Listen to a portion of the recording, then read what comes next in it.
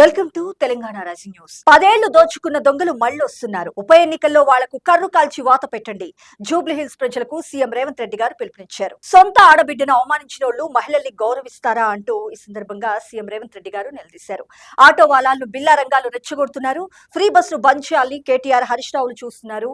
గంజాయి డ్రగ్స్ ని పెంచి పోషించినోళ్లు రౌడీలా, లేక పేద ప్రజలకు అండగా ఉండేటోళ్లు రౌడీలా అంటూ ఈ సందర్భంగా సీఎం రేవంత్ రెడ్డి గారు నిలదీశారు.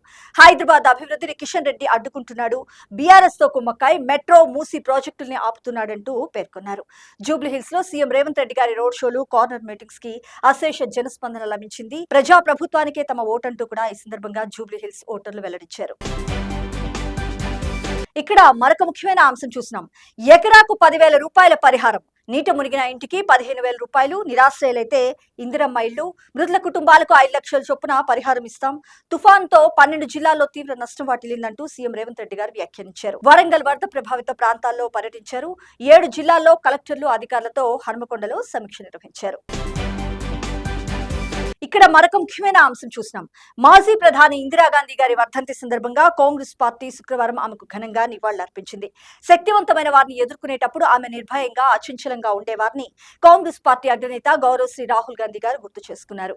భారతదేశ ఆత్మగౌరవం కంటే మరేది ముఖ్యం కాదని ఆమె మాకు నేర్పించారు అంటూ ఆయన పేర్కొన్నారు. కాంగ్రెస్ పార్టీ అధ్యక్షులు గౌరవశ్రీ మల్లికార్జున్ ఖర్గే గారు, పార్టీ మాజీ అధ్యక్షురాలు సోనియా గాంధీ గారు, ఎంపీ ప్రియాంక గాంధీ గారు, ఇతర కాంగ్రెస్ పార్టీ సీనియర్ నేతలు రాహుల్ గాంధీ గారు కలిసి శక్తి స్థల్ వద్ద ఇందిరాగాంధీ గారికి ఘనంగా అంజలి ఘటించారు.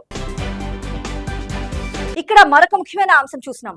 అజారుద్దీన్ పై ఉన్న కేసులేంటి, మంత్రి పదవి ఇస్తే కిషన్ రెడ్డికి ఎందుకంత అక్కసు అంటూ TPCC chief MLC Mahesh Kumar Goud గారు నిలదీశారు. భారత క్రికెట్ జట్టు కెప్టెన్ గా అజారుద్దీన్ ఎన్నో ఘన విజయాలు నమోదు చేశారని గుర్తు చేశారు. ఎంపీగా ప్రజలకు విశేష సేవలు అందించారని కొనియాడారు. మరి ఆయనకు మంత్రి పదవి ఇస్తే బీజేపీ నేతలు ఎందుకు అక్కసు వెళ్లగక్కుతున్నారో తెలియటం లేదంటూ పేర్కొన్నారు. ఇక్కడ మరొక ముఖ్యమైన అంశం చూసినాం. పెట్టుబడులను ఆకర్షించేలా ప్రజాపాలన విజయోత్సవాలను డిసెంబర్ 1 నుంచి 9వ తేదీ వరకు భారీగా నిర్వహించాలని అధికారులకు డిప్యూటీ సీఎం మల్లు భట్టి విక్రమార్క గారు ఆదేశించారు. ప్రజాపాలన విజయోత్సవాల నిర్వహణపై ప్రభుత్వ సలహాదారు కేశవరావు గారితో కలిసి అధికారులతో సమీక్ష సమావేశం నిర్వహించారు. రాష్ట్రాన్ని ఎలా సాధించాం, కొత్త రాష్ట్రంలో ఎన్ని విజయాలు నమోదు చేశాం, భవిష్యత్తులో తెలంగాణ రాష్ట్రం ఏం సాధించబోతుంది అనే విషయాలను ప్రపంచానికి వివరించే విధంగా కార్యక్రమాలు ఉండాలని అధికారులకు డిప్యూటీ సీఎం సూచించారు. పెట్టుబడిదారులను ఈ విజయోత్సవాలకి ఆహ్వానిస్తున్నాం. పెద్ద ఎత్తున ఎంఓయూలు జరిగేలా చూడాలంటూ పేర్కొన్నారు. ఫ్యూచర్ సిటీలో కూడా కొన్ని ప్రదర్శనలు ఏర్పాటు చేసేందుకు ప్లాన్ చేయాలంటూ సూచించారు.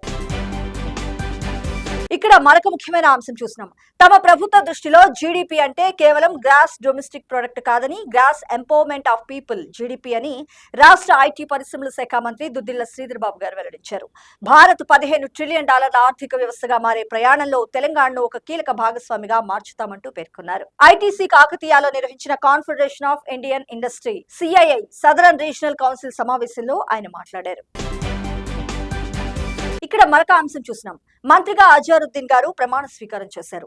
రాజ్ భవన్ లో ఆయనతో గవర్నర్ జిష్ణుదేవ్ వర్మ గారు ప్రమాణ స్వీకారం చేయించారు. ఈ కార్యక్రమానికి ముఖ్యమంత్రి రేవంత్ రెడ్డి గారు, డిప్యూటీ సీఎం మల్లు భట్టి విక్రమార్క గారు, మంత్రులు, ఇతర నేతలు హాజరయ్యారు. జూబ్లీ హిల్స్ ఉప ఎన్నికల్లో కాంగ్రెస్ పార్టీని గెలిపించడమే తన ప్రధాన కర్తవ్యమని ఈ సందర్భంగా మంత్రి అజారుద్దీన్ గారు వెల్లడించారు. తన గురించి కిషన్ రెడ్డికి ఏమాత్రం అవగాహన లేదు, తనపై వచ్చినవన్నీ ఆరోపణలే అంటూ పేర్కొన్నారు అజారుద్దీన్ గారు.